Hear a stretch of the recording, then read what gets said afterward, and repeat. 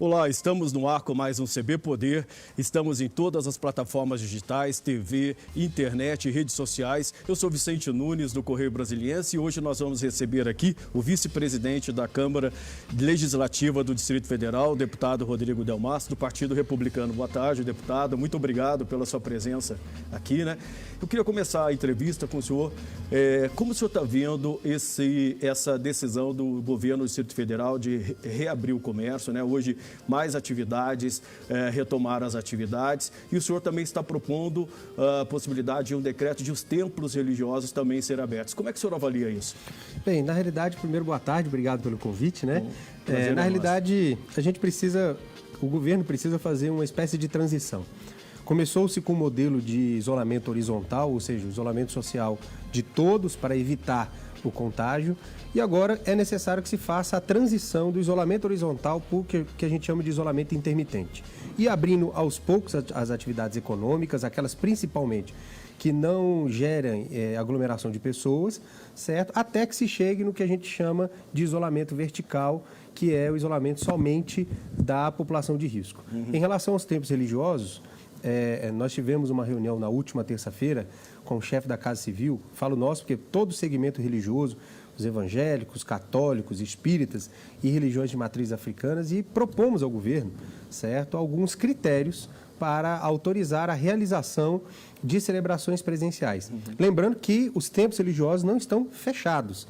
Em Brasília, eles só estão proibidos de realizar celebrações presenciais, mas continuam abertos para atendimentos individuais, claro, com todo o aparato de biossegurança para evitar a proliferação. Agora, como fiscalizar isso? Como você ter a garantia de que as atividades estão funcionando sem um risco de um espraiamento do vírus aqui pelo Distrito Federal? Primeiro ponto, a gente acredita que todos os líderes religiosos vão cumprir o que vai ser estabelecido no decreto. Segundo, o próprio governo deve estabelecer o próprio déficit legal para fazer a fiscalização do cumprimento desse decreto, caso haja a flexibilização para a reabertura dos templos no sentido de realização de celebrações presenciais. E, claro, a nossa proposta ela está de acordo com as orientações da Organização Mundial de Saúde, ou seja, de distanciamento de 4 metros quadrados, ou seja, 2 metros de cada lado, né? Tanto do lado, do outro, de frente, de costas, além da utilização de máscaras para todos os membros dentro da igreja, a disponibilização de álcool em gel na entrada, a orientação de membros acima de 60 anos e de crianças de 0 a 10 anos para não frequentarem os cultos durante esse período, ou seja, é uma reabertura gradativa, mas com toda a segurança possível, tanto para os membros quanto para a sociedade. O senhor falou do uso de máscaras, a gente está vendo já cidades como Rio de Janeiro, Belo Horizonte, já determinando o uso obrigatório de máscaras. Como é que está aqui no Distrito Federal? Existe algum projeto nesse sentido para que as pessoas utilizem as máscaras? Existe. Ontem mesmo a Câmara Legislativa aprovou um projeto de lei de autoria do deputado Chico Vigilante, que obriga a todos usarem máscaras a partir do momento que você sai de casa.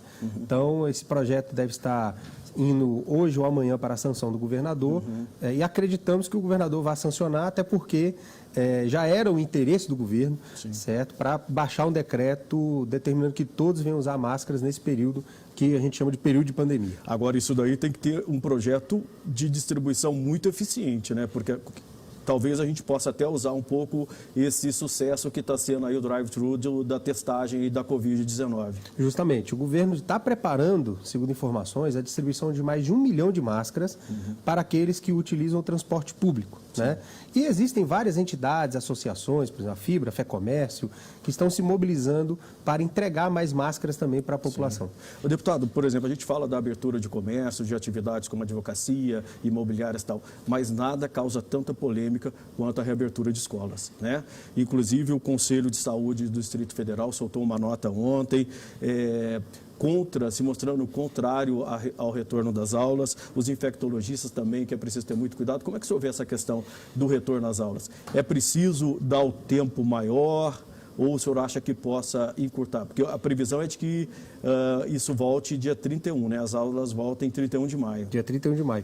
Ontem, a Comissão de Educação da Câmara, presidida pelo deputado Jorge Viana, fez uma reunião com os pais das escolas cívico-militares que foram citadas inicialmente com essa reabertura, né? Todos os pais foram unânimes, contrários à reabertura das escolas neste momento. Mas o governador Ibanez foi a público, à imprensa, explicar, na realidade, o que ele quis dizer.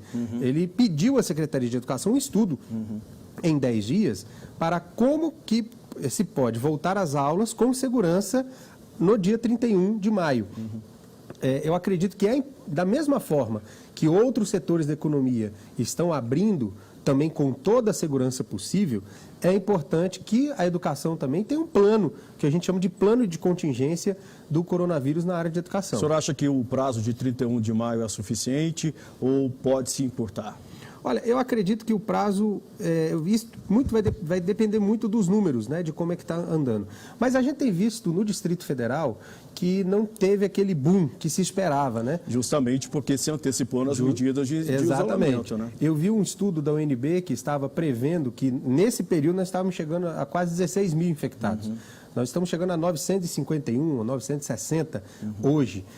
Claro, porque as medidas, o governo foi muito rápido com essas medidas de contenção e agora nós estamos colhendo o fruto dessa antecipação, que podemos antecipar o retorno das atividades econômicas por causa dessa antecipação que o governo fez. Mas aí a gente não coloca em risco todos os ganhos que foram conquistados? Acredito que não, até porque o governo paralelamente está fazendo a testagem em massa, como está acontecendo, salvo engano, em 2 dias já foram testados mais de 7 mil pessoas, ou seja, em 2 dias mais de quase 70% que foi testado do início até hoje. E com essa testagem em massa você consegue, entre aspas, isolar aquela pessoa que está com o vírus e liberar aquele que está são. E, é claro, o retorno de qualquer atividade, na minha avaliação, precisa ter o que eu chamo de plano de contingência e os cuidados com a biossegurança, que é a questão de disponibilização de álcool em gel, utilização de máscaras, evitar o toque entre as pessoas, né? Reduzir a quantidade de pessoas no espaço. Mudanças de hábitos mesmo. Mudanças, e cabe muito da gente, não só do governo.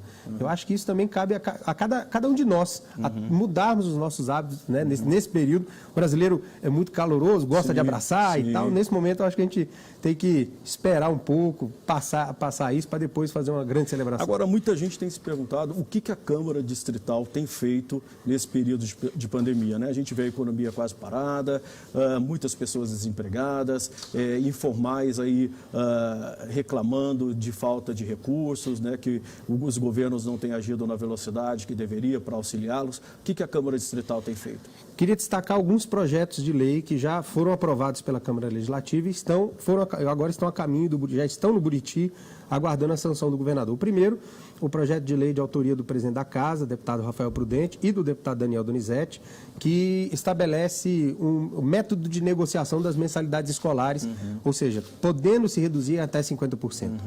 Um segundo projeto de lei, esse já de minha autoria, que cria o plano emergencial de manutenção da renda, que é um benefício que vai ser pago de um salário mínimo durante 3 meses, para aquele trabalhador que perdeu o emprego por causa da pandemia. Nós tivemos declaração de um setor da economia que mais de 6 mil pessoas foram desempregadas. No caso, que bares e restaurantes? Bares e restaurantes. Perderam seus empregos, foram demitidas.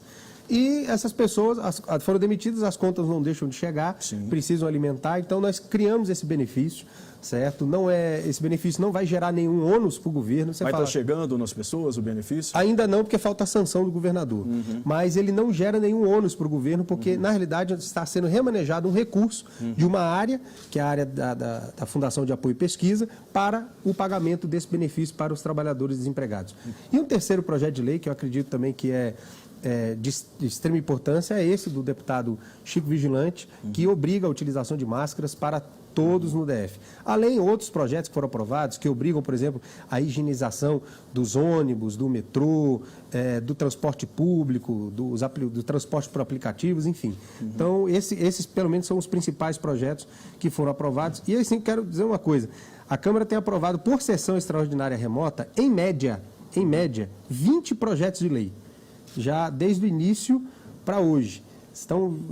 Já realizamos 6 ou 7 sessões extraordinárias remotas, então aí devemos estar aí com mais de 140, 150 projetos de lei. Isso, na sua avaliação, mostra que os deputados distritais têm a dimensão da gravidade do momento que a gente está vivendo? Mostra não só a dimensão da gravidade, mas o engajamento de cada parlamentar.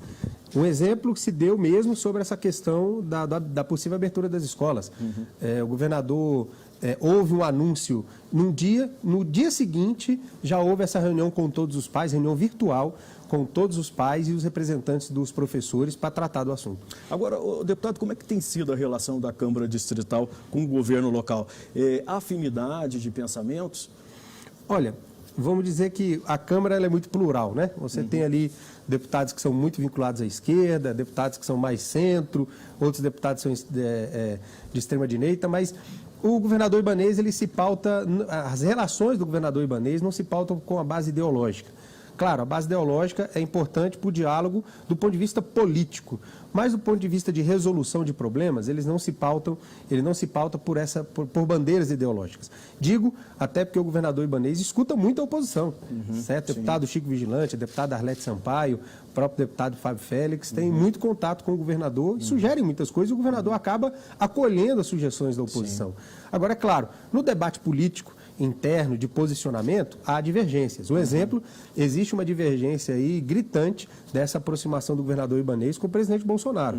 A esquerda é totalmente contra. Eu, particularmente, que sou de um partido de centro, sou favorável. Certo? Agora... Inclusive, o senhor é do Republicanos e o filho do presidente Carlos Bolsonaro e a mãe dele se filiaram ao Republicanos. E o outro filho também. E o outro Flávio também, no Rio de Janeiro, né? Justamente. Agora, a gente vê essa questão, o presidente buscando o Centrão para construir uma base mais sólida no Congresso, até porque tem essa questão do impeachment e tal. Como é que o senhor avalia? O senhor acha que o presidente que tanto renegou o Centrão, que tanto renegou a velha política, agora mudou de opinião, viu que é importante ter essa boa relação com os partidos de centro? Vamos dizer que ele não está buscando os partidos, mas sim pessoas dentro dos partidos. O presidente tem feito uma seleção muito gradativa de pessoas dentro desses partidos para se relacionar e para construir a sua base, certo? E eu acredito que essa é a forma de se fazer política, né? Até porque alguns partidos, infelizmente, estão de olho somente no poder e não estão interessados no benefício ou no bem-estar da população e ficam muitas vezes fazendo marolas que só servem para atrapalhar o andamento da República. Mas certamente vai ter um toma lá da cá. Olha, não digo toma lá da cá. A partir do momento em que você é convidado a fazer parte de um governo, é importante que você tenha nos seus quadros gente que participe do governo. A participação do governo não significa o toma lá da cá. Significa que a sua forma de pensamento, os seus programas políticos, sociais, a forma como você pensa, o governo vai aderir e vai aplicar. É claro, o princípio básico dessa relação tem que ser a anticorrupção. Não dá para utilizar cargo público para ganhar dinheiro ou até mesmo para fazer caixa 2, como nós vimos no passado.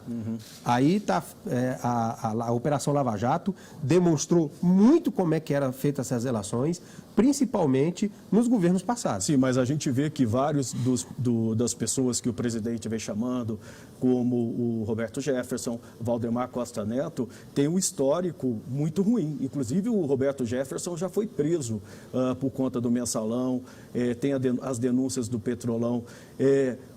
Se aproximar dessas pessoas não é muito ruim para uma pessoa que disse que abominava a velha política? Olha, eu acredito que você pode se aproximar de qualquer pessoa, mas quem determina o princípio da relação é você.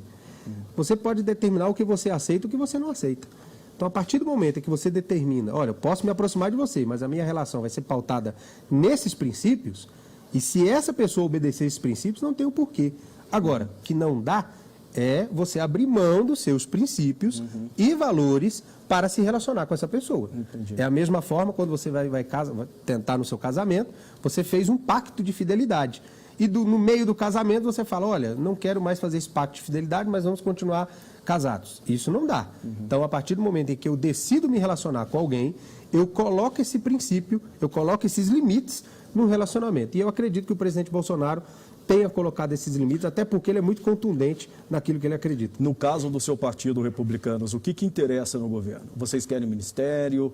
Querem postos chaves? Não. O Republicanos hoje se declara independente na Câmara dos Deputados, tem votado com o governo em projetos que são importantes e aqueles projetos que são ruins para o Brasil, tem votado contra. não está indo a reboque do presidente Rodrigo Maia, até o presidente Rodrigo Maia muitas vezes queria fazer uma movimentação favorável à emenda da reeleição na Câmara dos Deputados, e os republicanos, é claro, em relação a isso, que não vai aceitar aprovar essa emenda da reeleição no Congresso Nacional. O senhor, por exemplo, vê chance de um processo de impeachment avançar no Congresso hoje? Eu não vejo que há fundamento para impeachment, certo? Uma coisa é você ter uma posição política de um presidente que defende algumas práticas do passado. E a outra é você ter crime de responsabilidade, certo? Como aconteceu em governos anteriores que foram impeachmentados.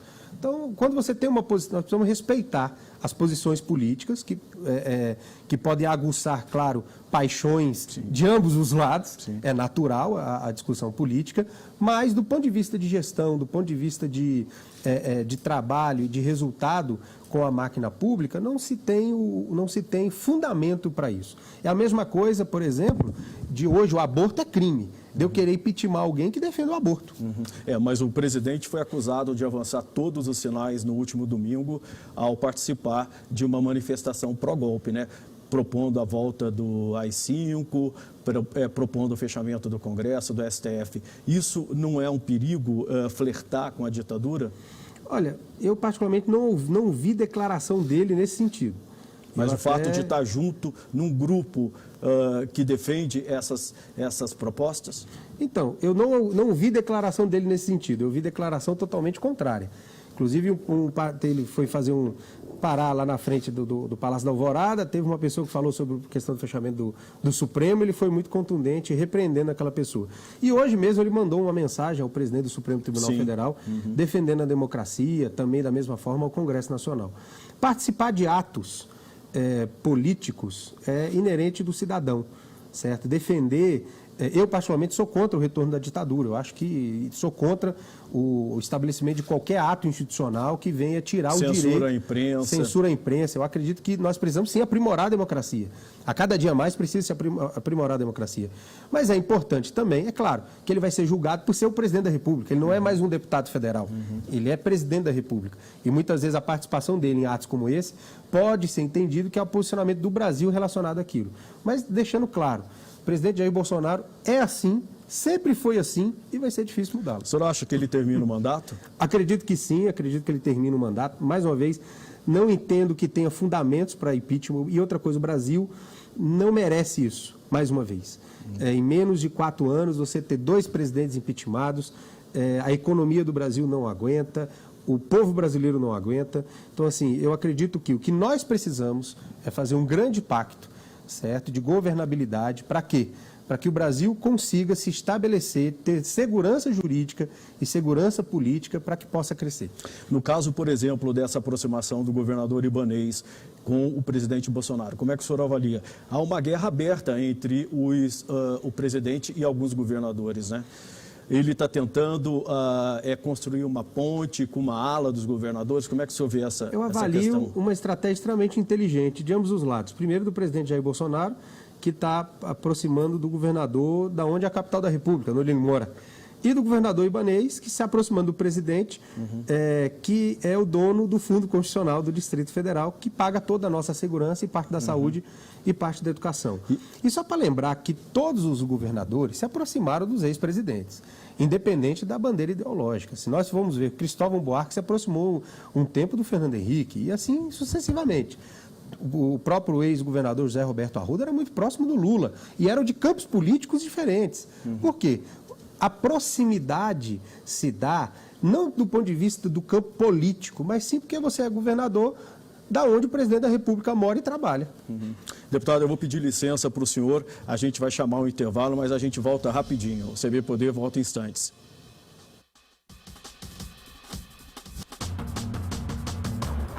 Dizem que a superação é para poucos, mas a superação está em nós o tempo todo.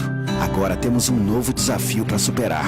A diferença é que precisamos fazer isso juntos. Por isso, o BRB iniciou um movimento para arrecadar recursos e assim trazer 250 novos respiradores e insumos médicos para o tratamento de pacientes graves no DF. Toda a vida importa e vamos lutar para salvar cada uma delas. A superação começa pela solidariedade. Supera DF. BRB. Brasília parou, mas a vida está em movimento. E nós que temos essa belíssima história de coragem e otimismo, estamos silenciosos hoje, mas temos muito para mostrar. Somos a força de trabalho que em 1000 dias construiu a nova capital do Brasil e ampliou as fronteiras nacionais. Unimos norte e sul, leste e oeste, integramos o país. Entre as asas e eixos de Brasília, pulsa o coração candango, feito de força, fé e coragem para construir e realizar. Somos muitos, somos fortes, temos muita história para contar. Esperança é a nossa bandeira, determinação é a nossa força. Então vamos juntos, dar a volta por cima e viver todos os sonhos que pulsam no coração candango.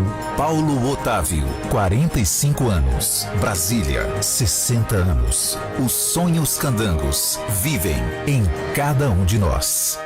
Faça suas compras sem sair de casa com o Big Box Delivery. É só acessar o site bigboxdelivery.com.br ou baixar o aplicativo no seu celular. Big Box Delivery é o Big Box, sempre ao seu lado.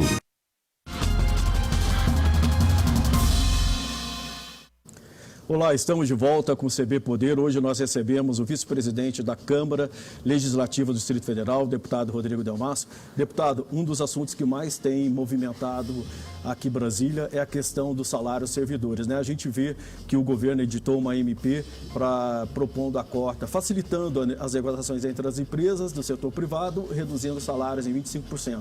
Os servidores precisam da cota deles porque até agora nada foi feito em relação ao funcionalismo, que custa mais de 300 bilhões para os cofres públicos todos os anos, né? Só o funcionalismo federal. Olha, eu acredito que a gente precisa fazer essa avaliação com muito cuidado e muita cautela. Até porque, na minha visão, a grande mola propulsora para o retorno do crescimento da economia vão ser os investimentos públicos. O Estado é que, na minha visão, vai ser o grande propulsor do retorno da economia. Mas com isso o senhor está falando que vai se rasgar a cartilha liberal do Paulo Guedes, né? Não, eu acredito, não é se rasgar, mas é o momento que nós estamos vivendo. O governo precisa investir, o governo vai precisar fazer investimentos em obras, vai precisar fazer investimentos em obras de infraestrutura. E cortar salário de servidor neste momento, que é ele quem vai pegar esse recurso público e colocar no mercado, na minha visão, não é uma avaliação muito inteligente, até nesse primeiro momento. Por quê? Porque o servidor é quem hoje vai ter condições de fazer com que a economia volte. Se você corta o salário dele, esse recurso vai ficar represado em algum lugar. Mas está cortando do setor privado, não é a mesma coisa? Porque o setor privado ele representa, em termos de injeção de recursos, mais que os servidores. É verdade, mas a questão é, o setor privado ele é movimentado a partir do momento de uma troca, né, de compra. Já o setor público, ele é movimentado com a arrecadação de impostos. E vários setores ainda não pararam de funcionar. Ou seja, continuam arrecadando impostos. Então, na minha visão, você pegar os servidores públicos, reduzir o salário deles, é você também reduzir a capacidade de crescimento econômico que tem na iniciativa privada. Eu entendo que é importante se utilizar tanto os servidores como os investimentos públicos, como a retomada do crescimento econômico do Brasil. Mas e com relação a congelamento de salários, como vem propondo o ministro Paulo Guedes, congelamento por 2 anos, o senhor é a favor? O congelamento, sim. Até porque, no momento de crise que nós estamos vivendo, é inconcebível fazer discussão de qualquer tipo de aumento ou qualquer tipo de benefício.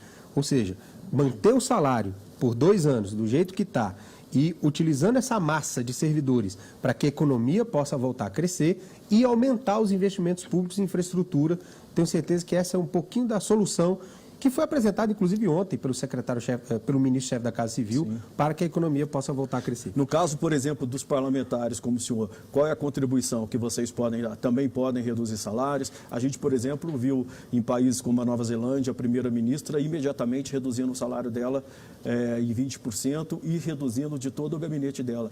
Vocês têm alguma proposta nesse sentido? Cortar, sei lá, auxílio, gasolina, algum tipo de benefício que vocês recebem hoje, abrir mão disso? Existe, até como exemplo para a sociedade? Existe uma proposta que foi apresentada na Câmara Legislativa pelo deputado Leandro Grais, está sendo estudada por todos os deputados, inclusive a redução de mais ainda da verba indenizatória, que Brasília foi a única assembleia no país que reduziu em 50% a sua verba indenizatória. Então agora existe um estudo também para que se haja uma redução desses gastos, vamos dizer assim, supérfluos da Câmara Legislativa. O que poderia ter de economia? Olha, a economia, no ponto de vista de números, é muito pequena diante da crise. A redução dos salários dos deputados daria em torno aí de 6 a 7 milhões de reais. Isso ano, né? Nesse ano. A redução da verba indenizatória não passaria de 2 a 3 milhões de reais, ou seja, 8 milhões de reais de economia. Mas aí o fato não é o valor, mas sim o ato, o gesto. Simbólico. É o gesto de se fazer isso. Então, existe sim propostas, está sendo estudada a forma como tem sido feito. A Assembleia de São Paulo já fez uma redução linear de 30% dos salários, tanto dos deputados quanto dos servidores na Assembleia Legislativa de São Paulo. Então, esses exemplos estão sendo estudados para serem, talvez, implementados na Câmara. Esse dinheiro que deixaria de ser gasto com os senhores iria para onde? Aí a definição cabe à mesa diretora, mas a nossa proposta, caso haja essa economia, ser investido na saúde e também na recuperação dos empregos, né? Ou seja, no investimento em infraestrutura, em projetos de infraestrutura e estruturantes para que a economia possa voltar a crescer. Entendi. Deputado, tem havido demanda do empresariado para vocês? Que tipo de pedidos tem chegado à Câmara Distrital? A grande demanda que existe é a aprovação do Refis, que foi encaminhado pelo governo, já está na Câmara Legislativa, e a grande demanda de todos os setores é a aprovação do Refis, que já está lá. Então, eu acredito que os líderes da Câmara possam decidir a votar nos próximos dias. E quais benefícios um projeto como esse traria? Traria, primeiro, aumentaria a arrecadação, porque quem está com débito no governo vai receber benefícios, vai reduzir ali em torno de 99% de juros e multa, pagando só o principal da dívida, certo? E podendo parcelar ainda. E outra coisa, aqueles empresários que têm o nome negativado, a partir do momento em que ele faz essa renegociação, ele fica com o nome limpo e pode fazer os investimentos para crescer. Queria voltar nessa questão de uma presença mais forte do Estado. Tem essa negociação no Congresso de socorro a estados e municípios, né? A Câmara aprovou um projeto, a equipe econômica diz que se aquele projeto avançar, você dará carta branca para governadores e prefeitos gastarem, não é o momento. Como é que o senhor vê essa negociação de estados? É importante esse socorro às unidades da federação e por quê? Eu acho que é importante principalmente na área da saúde. Não dá para você generalizar para todas as áreas de governo, dos governos estaduais e municipais, você dá esse socorro. Mas principalmente os recursos investidos na área da saúde, é importante que o governo federal possa ou repor ou possa até mesmo ajudar com destinação de recursos. Agora, a proposta que foi aprovada na Câmara dos Deputados, na minha visão, vai quebrar o Brasil. Vai quebrar o Brasil. Por quê? Porque não há condições de do governo federal, com a arrecadação que tem, atender todos os municípios do Brasil e todos os estados brasileiros com a compensação da falta de arrecadação do ISS e do ICMS. Então, assim, eu acho que o que é importante fazer uma discussão que tem que haver uma ajuda, sim, principalmente na área da saúde, mas obrigar o governo federal a pagar isso para todos os municípios e todos os estados é quebrar o Brasil. O senhor acha que no Senado o governo consegue reverter isso? Eu acredito que sim, eu acredito que no Senado a proposta vai ser mais abrandada, vamos dizer assim. Não estou querendo dizer que o governo federal não deve ajudar, deve sim, mas com cautela, porque nós não podemos... como dizem, dar um cheque em branco para que cada um possa gastar a seu bel prazer, e aí o déficit fiscal do Brasil vai lá para o céu. Deputado, eu queria mudar um pouquinho de assunto e voltar aqui para Brasília. Brasília completou 60 anos no dia 21 de abril, né? Não houve aquela comemoração que a gente está acostumado, com festas e tal. E a Câmara Legislativa completou 30 anos, né? Qual a importância da Câmara Legislativa para o Distrito Federal? Na minha visão, a Câmara Legislativa representa aquilo que nós discutimos no início, né? É a representação da concretização da democracia aqui em Brasília. O voto direto para você escolher os seus representantes, tanto como deputados distritais, deputados federais, senadores, governadores. Então, a Câmara Legislativa representa isso. Representa essa conquista da população do Distrito Federal na escolha de seus representantes. Não estou aqui discutindo a qualidade dos representantes, mas estou discutindo a opção e a opção deles a condição deles poderem escolher, certo? Agora, muitas pessoas defendem, vamos fechar a Câmara Legislativa, vamos isso, vamos aquilo outro, a Câmara Legislativa não presta para nada. Eu acredito que, nesse ponto, fechar não é o melhor caminho. Se está descontente, tem eleição de 4 em 4 anos, é só trocar, ou até mesmo a pessoa que propõe o fechamento, se candidate, coloque o seu nome, né, para se candidatar, para talvez ser um deputado distrital, um deputado federal, vai que ela ganha e aí vai poder implantar as suas ideias dentro do parlamento. Os desafios que o senhor vê para Brasília para os próximos 60 anos? Próximos 60 anos. Primeiro desafio, na minha visão, maior é mudar o nosso modal da economia. O Brasília precisa parar de depender do setor público e precisamos ampliar a participação do setor privado, principalmente buscando qual é a nossa vocação. Brasília não tem ainda definida qual é a sua vocação econômica. Todos nós sabemos que depende do setor público. E o segundo ponto é a gente crescer organizadamente, né? Brasília parou, né, vamos dizer assim, parou muito o crescimento desordenado, mas é importante que se tenha um crescimento ordenado da nossa cidade. E terceiro, eu acredito que é nós abrirmos aqui em Brasília mais escolas, mais universidades, formar mais pessoas para que a gente consiga chegar ao pleno emprego na capital da República. Deputado Rodrigo Delmasso, muito obrigado pela sua presença. A gente vai encerrando aqui o CB Poder. A gente volta amanhã com uma nova entrevista aí para você. Boa tarde.